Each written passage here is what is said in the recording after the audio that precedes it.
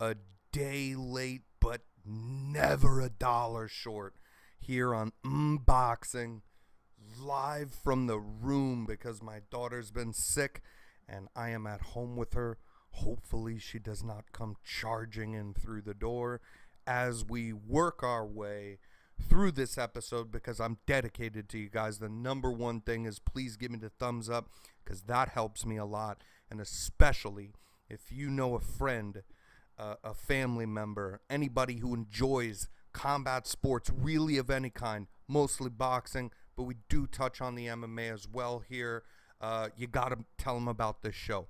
They'd probably enjoy watching this as well. Being as I'm a complete mess and doing this live from the bedroom, I am also going to try to mess around with putting in some pictures today. I figured of all days, why the hell not today? We do have some good stuff to touch on. The first thing we're going to get to is Derek Chisora taking a win over Kubrat Pulev in their second fight, in their rematch. This fight was everybody's shit on it. First off, that's the first thing you guys got to know about this fight. Everybody shit all over it because it doesn't have any kind of title implications. Because Pulev has lost Anthony Joshua and has since been fighting old washed MMA fighters in a triangular shaped octagon / ring, whatever the hell that thing is. And Chisora, has taken some losses. He is coming off of a loss as well. So, it doesn't have title implications. But the thing is, you guys, is that this fight was good. This fight was good because if you like watching a fight and you like, this is like more even to a casual fan, really.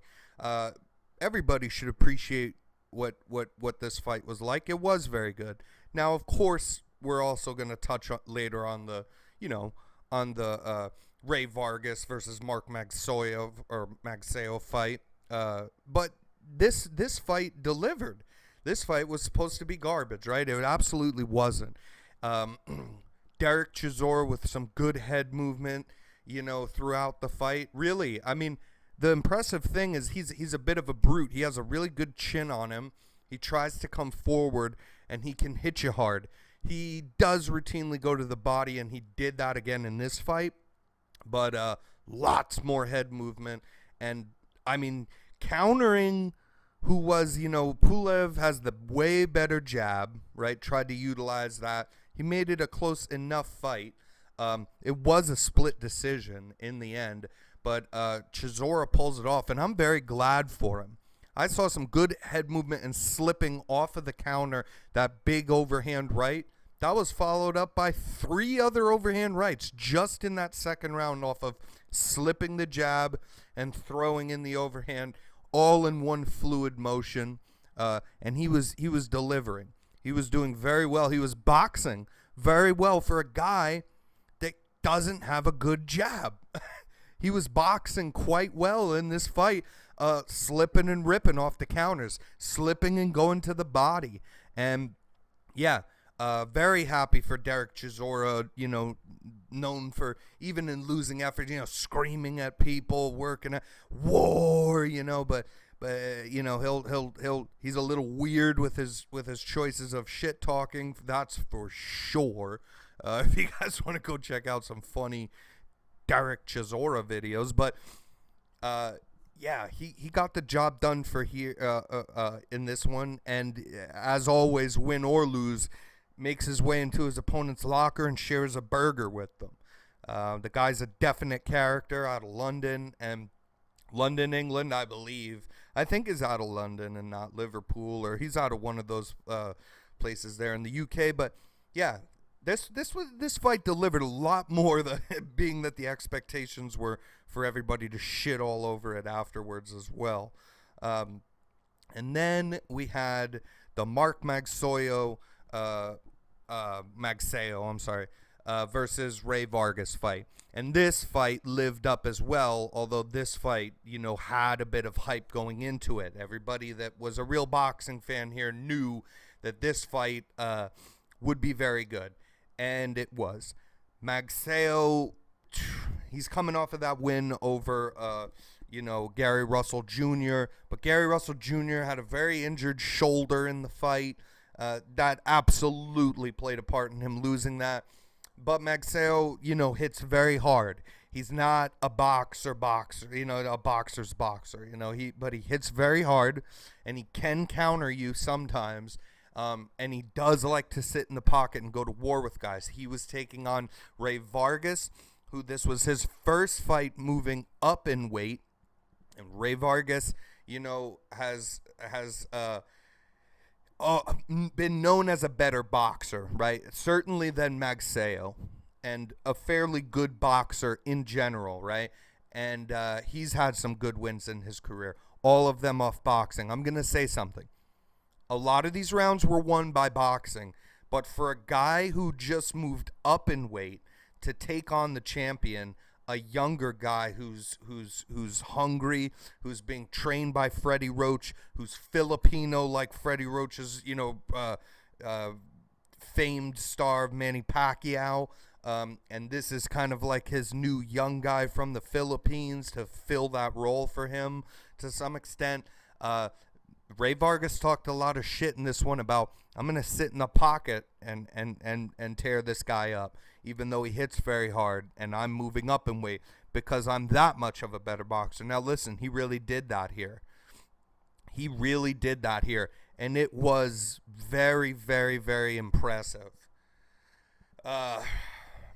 Vargas got dropped in this fight. He got dropped in the later rounds of this fight. I believe it was in the 10th round. He got dropped pretty viciously because Magsayo finally landed on him. And listen, I did give Magsayo the first 2 rounds as well. Then I thought Vargas really just took over the fight pretty much till the 10th.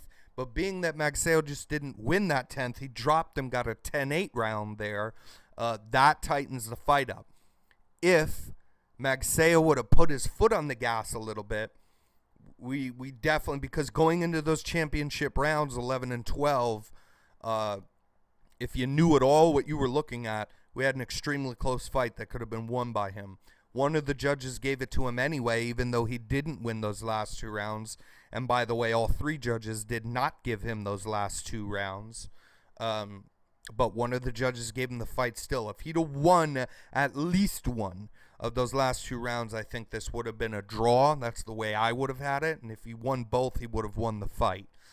If he would have, and what else would be a better way for you to go into the last 2 rounds that you need to win coming off of a 10-8 round where you dropped your opponent?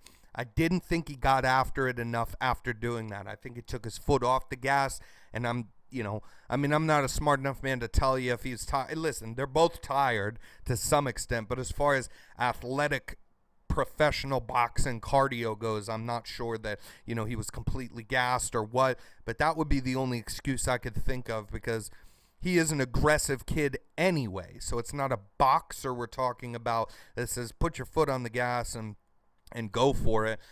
He's an aggressive guy that's going to do that anyway. So the only thing I can come up with why he didn't just finish hard after coming off of a 10-8 round in round 10 like that is basically because he just must have been tired. I don't know, And Freddie Roach is known, as a great boxing trainer, right? But his specialty is aggression. His specialty, is offense. That's what he trains his fighters to do. Come forward and throw lots of punches. He likes offensive fighters. It doesn't work very well with, having or teaching, defensive fighters. He's known for always having aggressive fighters, and Magsayo is no different. But yeah, he loses his fight, and I really don't have a problem with it. That's the way that I scored it. I scored it for Vargas, and I think if you had a flip round in there, one of those championship rounds, then it would have been a draw. But yeah, it was a great fight, and also the other reason why I have no problem that Vargas won this, is even though it was a close fight, is because he again is the boxer, and he won like from round 3 on to round 9, through round 9. Round 9 was close enough too, or 8. One of those two was close enough. I believe 9 right before the 10-8 round where Magsayo was really turning it around. But Vargas took over all of those middle rounds for a while with good boxing, but he also would sit down on his punches a little bit. And in those championship rounds, he went for it. He wasn't afraid in this fight to say, I mean, he moved and boxed for sure. He used that jab a lot, but he would sit down and trade with this guy for moments at a time, kind of all throughout. And that impressed me for a guy who wasn't usually known to doing that and moving up in weight against a heavy hitter and a champion under Freddie Roach in Mark Magsayo. Vargas impressed me a lot. He sat down. He landed some good body shots. He landed a couple good uppercuts. He sat there and traded with Magsayo, and then it was the smart way to fight. Then now you can't sit there all day against somebody who hits harder than you, because eventually one will land. And I mean, that's even kind of how he got caught. He got caught standing and trading. And even when he had, fallen over, he was kind of pressed right up against Magsayo. So just a really good fight, man. And Vargas did impress me. And that was our slip up there.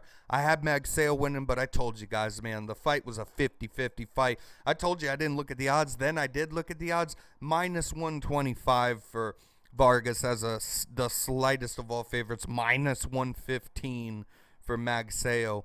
In boxing, that should just right there represent how close and how much of a 50-50 fight this truly was in everyone's eyes. And it delivered as being close, as being a close fight, as being a very competitive and aggressive fight. These guys are small enough they can throw super fast, yet still have enough power because they're not too small where they can hit hard enough and get knockdowns. Yeah, just impressive. And before we go here, let's touch on the Ryan Garcia fight coming up. He is fighting Javier Fortuna, and Javier Fortuna is a very good fight. Now listen, this fight should be good. It should be good. If again, this is kind of like the last take.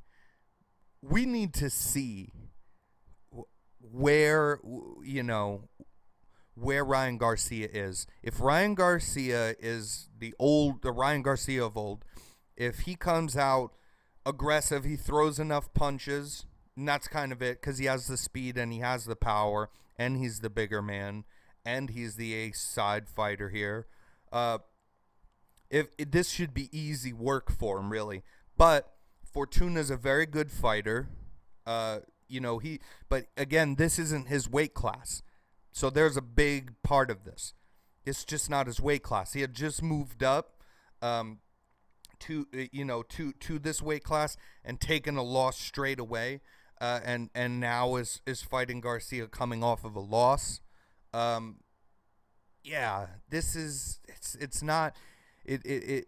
Garcia should handle him. If you want to say that Garcia had an impressive performance for his own standards, then he finishes Fortuna in this fight. And otherwise it's kind of not, right? And yeah, Javier Fortuna, this is just not his weight class. He's not meant to be up here, and you can just tell that. You can tell that by his last fight. You can tell that because he's been knocked down, knocked out bad before in his career. Even though he's had some good wins in there as well. He's taken some bad losses. He's taken some bad knockdowns in the past. And now he's moving up a weight against one of the fastest and strongest hitters in the weight class. So, I mean, this is really, truly all about Ryan Garcia. Not because, especially on this podcast, not because he's the star. We like to talk boxing, but this should be a wash if he's on point. Because he's the bigger fighter, he's the faster fighter, he's the stronger fighter, he's the younger fighter. He's got every last thing on his side. Now, listen, what I'm really curious about is his new trainer, and Joe Goosen, who's a very good trainer. And I like Joe Goosen a lot. Joe Goosen's a famous trainer, who has had many, A-class boxers under his wing before. He's a fantastic trainer. What I'm wondering is, I'm hoping that Joe Goosen doesn't have a part to play in what we saw last time, where Ryan Garcia, sure, he destroyed that kid in every round that no one, myself included, even remembers his fucking name. I'm forgetting the guy's name that he fought in his last fight, Garcia. But he worked the kid over every round, sure, but he, was, I don't know if Goosen was telling him, box more, use your length and whatnot, or if that was some weird performance, coming back from a layoff to fight in a way where in a fashion where you couldn't finish a guy like that. If he's doing that, he has a chance. And then you get Fortuna looking for the fight of his life, and given his A-class effort of all his fights here, we're gonna see a great fight. But I'm hoping that Joe Goosen is keeping him fashioned to being what he is, which is a hard punching, quick counter puncher, and not a guy who uses lots of jabs and straights and fights long all the time. He should get it. Ryan Garcia should get into scraps, because that is where he'll thrive in knocking people out, I believe. So we'll see what happens here, man. We'll see what happens. But again, this is all I mean, Ryan Garcia should win this fight. But he should even stop Fortuna for sure, and this should be impressive. If we want to have any kind of talks about, come on, man, about him fighting a Tank Davis. Everybody complains about fucking Tank Davis. I get so sick of it. Man. Tank Davis has, at this point, put some good names under his belt, man. He has put some good names under. Who the fuck has Ryan Garcia fought except Luke Campbell, right? And that was a great fight. Look at that. He got dropped in that fight. He came back and deservingly won it, and he had to fight through it. And Luke Campbell's not even up there with he's a great boxer, but he's not even up there in this high echelon of guys that we're talking about here, and the Lomachenkos and the Tank Davises and the Devin Haney's. And I mean, listen, Core Stevenson will move up to this weight class eventually, and I don't know if any of these guys beat him. I think, Lomachenko's the only one with a chance, just because of the styles make fights sort of deal. But yeah, that's just, we're gonna have to see with Ryan Garcia before we start talking about names like that. And because my daughter has been doing so good this time, I will see you. We're gonna cut this off, and I will see you next week, loyal fight fans. We have some very good fights coming up. Hope you enjoyed the video. Please hit the subscribe button. Please hit the like button and the thumbs up button. Please tell a friend. Please tell a friend about this podcast, because we're here every week, even weeks like this that are a bit hard for me. I'm not going to skip out on you guys. Peace and love.